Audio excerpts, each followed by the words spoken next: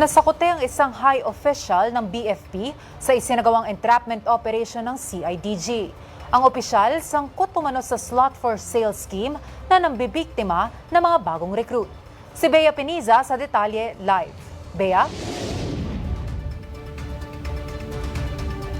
Sofia Timbog ang isang mataas na opisyal ng Bureau of Fire Protection, National Capital Region District Unit matapos na aktwal na mahuling nagsasagawa ng isang slot for sale scheme sa mga aplikante para sa mga papasok sa loob ng institusyon bilang mga bagong recruit.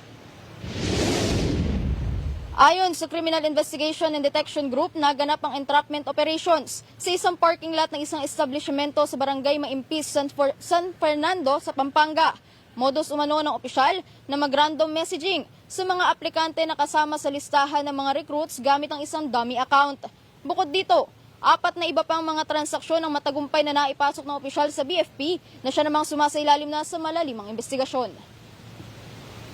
Base sa custodial debriefing natin sa kanya,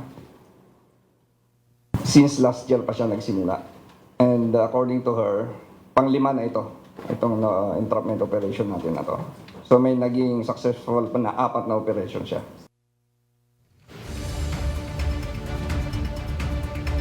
Lumalabas din na mayroong naging kasabwat ang opisyal na isa ring senior officer sa loob ng BFP na itinanggi munang bigyan ng identity ng mga otoridad.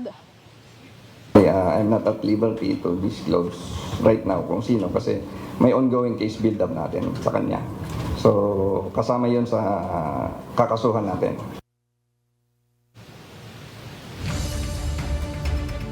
Sa ngayon, Sofia, nahaharap sa kasong robbery extortion.